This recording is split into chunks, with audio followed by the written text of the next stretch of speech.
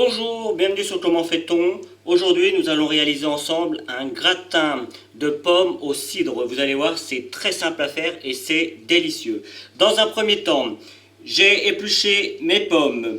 J'ai évidemment enlevé le petit trognon avec les pépins. Moi, j'appelle ça comme ça, hein, le trognon. Et après, on les coupe en deux et puis on les recoupe en quatre. Après, si vous voulez avoir des morceaux plus gros, vous pouvez les couper en trois. Alors j'ai choisi des pommes golden. Pourquoi? Parce que elles sont plus sucrées et je trouve que c'est pas mal pour la recette. Si vous aimez le côté un petit peu acidulé, dans ce cas-là, prenez des golden, des Smith, je me rappelle plus le nom égal, mais c'est des pommes acides. Donc des Granny Smith, voilà, je cherchais le nom. Granny Smith, elles sont plus acides et elles résistent très bien à la cuisson également. Donc ça marchera aussi. Donc ça c'est dans un premier temps. Maintenant on va passer à la cuisson des pommes. J'ai mis 15 grammes de beurre dans une poêle assez grande parce que comme vous pouvez le constater il y en a quand même pas mal. Alors là moi c'est pour deux personnes. Donc vous imaginez si vous multipliez le nombre de personnes. Alors sachez toutefois qu'il vaut mieux avoir un petit peu plus de pommes que pas assez. Après, il ne faut pas en mettre non plus trop, hein. Il faut avoir un juste équilibre entre la préparation que l'on va faire par la suite et les pommes. Et moi j'ai une poêle, c'est plutôt une poêle pour faire les crêpes. Et le mieux serait d'avoir une poêle assez haute, surtout si vous en avez beaucoup. Donc dans un premier temps, on va venir déposer sur le dos chaque quartier de pomme. Voyez, hop, bien comme il faut. Et le but là, ça va être de les caraméliser. On va rajouter le sucre juste après. Alors pour le sucre, ce sera 40 grammes en tout de sucre, mais divisé en deux. C'est-à-dire 20 grammes pour la préparation et 20 grammes que l'on va mettre maintenant. Hop, 20 grammes. De toute façon, je vais marquer tout ça. Ça sera marqué directement sur la vidéo, mais je préfère le donner également par voie orale. Comme ça, je suis sûr que tout le monde comprend bien tous les ingrédients qu'il faut et je te le dis. Voilà. Maintenant, là, le but, ça va être de les caraméliser les pommes un petit peu. Et vous allez voir, les pommes vont réduire. Là, on a l'impression qu'il y en a beaucoup, mais elles vont réduire assez considérablement en cuisant. Donc là, c'est parti. Ça demande un petit moment. Là, il faut, entre le moment où on commence la cuisson et le moment où elles vont être caramélisées des deux côtés correctement, et le moment où on va rajouter le cidre, il faut compter un petit quart d'heure. Hein. Ça prend un petit peu de temps. Il faut rester à côté parce que ça peut prendre aussi beaucoup de... Enfin, ça peut aller assez vite. Ça dépend de votre plaque et tout ça. Juste pour exemple, vous voyez, là, les pommes commencent à prendre un petit peu de couleur. Alors, je les tourne. Si ça n'a pas pris de couleur, on les laisse comme elles sont. Et il arrive souvent que les poêles ont tendance à chauffer plus d'un côté que de l'autre. Alors, n'hésitez pas à tourner votre poêle également.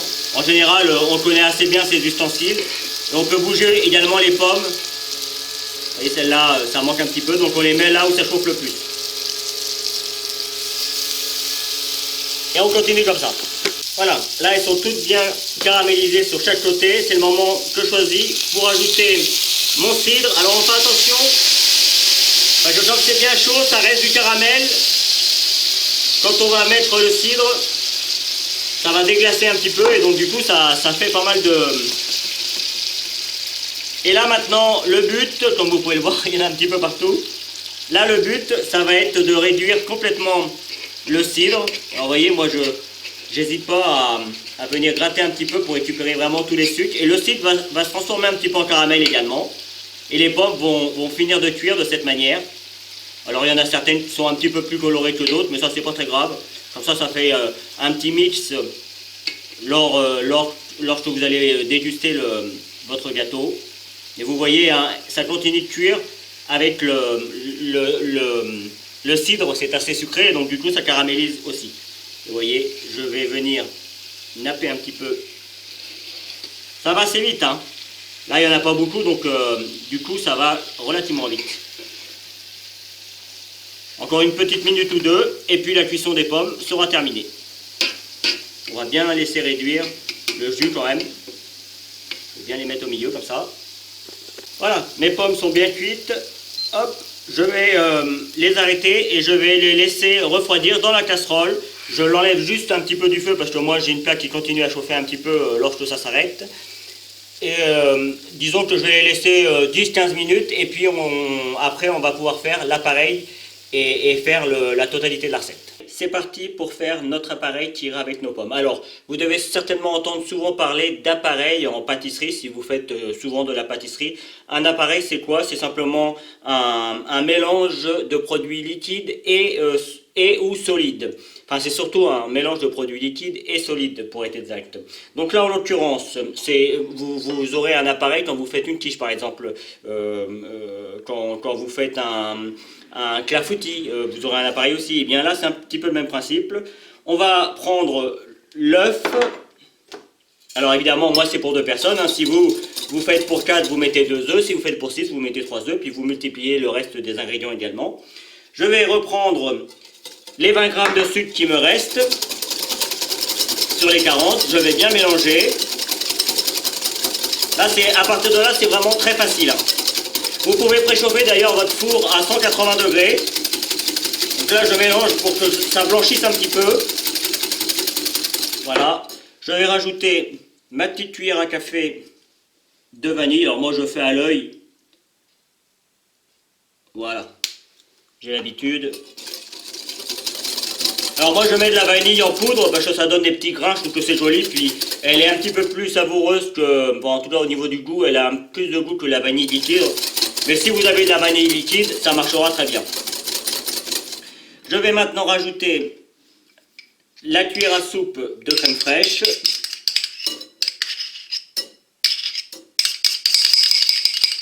Hop. Alors le problème avec la crème fraîche, c'est qu'il en reste toujours un petit peu. Il faut toujours aller racler pour pas en perdre. Hop là. Et les 70 ml, c'est-à-dire 7 centilitres de crème liquide entière. Alors là, c'est pareil pour la crème liquide, on a le même problème. Alors évidemment, quand vous êtes chez vous, vous mettez ça directement dans votre saladier. Hein. Moi, je prépare tout à l'avance, donc c'est pour ça que j'ai mes petits ramequins. Mais quand je cuisine pour moi tout seul, je mets directement dans le plat. Et ça évite de salir de la vaisselle. Voilà. L'appareil, le fameux appareil est terminé, vous avez vu, hein, c'est pas compliqué, c'est rapide. On va le mettre de côté quelques instants et on va pouvoir commencer notre montage. Alors, pour le montage, moi j'ai choisi un petit ramequin. Ça se sert de toute façon que vous le fassiez dans un petit ramequin comme ça ou dans un grand, si vous avez une grande famille, ça se sert directement dans le plat.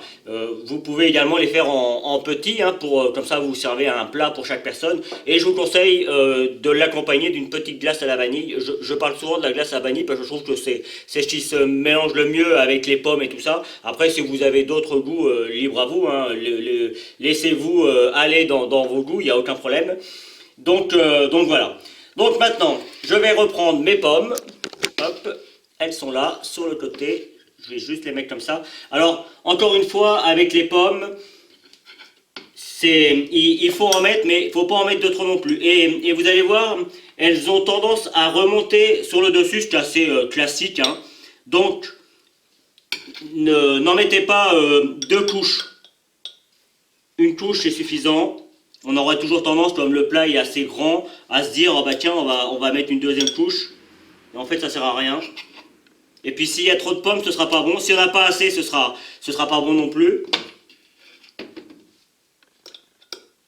Donc moi, comme là, c'est pour 2 personnes, je pense que je vais pouvoir après en faire un petit. Je vais serrer un petit peu plus mes pommes quand même. Là, il m'en manque un petit peu. Et vous voyez, en même temps, je viens récupérer le caramel. Alors, si vous le souhaitez, vous pouvez beurrer à nouveau votre moule. Moi, je ne l'ai pas fait parce que c'est déjà très sucré, très beurré. Ça ne sert à rien d'en rajouter. D'autant qu'en plus, on sert ça directement dans le moule, donc ça ne sert à rien. On n'a pas besoin de le démouler. Bon, après, vous allez avoir de la vaisselle parce que ça va accrocher un petit peu. Mais bon, vous laissez tremper tout ça une nuit. Si vous avez un lave-vaisselle, ça s'en ira tout seul. Moi, j'en ai pas. Je laisse tremper toute une nuit. Le lendemain, ça s'en va très bien. C'est juste une petite info comme ça. Si ça peut aider quelqu'un. Voilà. Hop là, hop. Je reprends ma petite cuillère. J'essaie juste d'en mettre partout et le mieux possible. Après, voilà. Ça, c'est ma petite déco. Vous voyez, voilà ce qui me reste en pomme. Hein. Donc, je je vais pouvoir en faire un petit comme ça va être très bien. Ça c'est ma petite déco, mais bien évidemment, libre à vous de faire autrement. Si vous avez envie de les mettre plutôt sur le dessus, vous êtes libre. De toute façon, en pâtisserie, j'insiste souvent parce que parfois j'ai des commentaires sur lesquels il ne faut pas prendre ce produit, il faut plutôt utiliser un autre, il faut plutôt faire comme ça, comme si. Moi, j'ai tendance à dire, une fois qu'on a les bases, après, même moi le premier, hein, des fois je trouve des façons de faire un petit peu spéciales, mais voilà, parfois je m'en inspire, parfois je trouve ça étrange, mais je vais pas aller je vais pas aller écrire en disant, oh, ouais, c'est pas comme ça qu'il faut faire. Non, non, au contraire, chacun a sa méthode, chacun a sa façon de faire, et après, moi je dis toujours, faites-le une fois, goûtez, et puis si ça vous plaît pas, eh bien, soit vous changez un petit peu votre méthode, soit vous allez vous trouver une autre recette, et puis voilà. Mais pas besoin d'en faire tout un plat, quoi.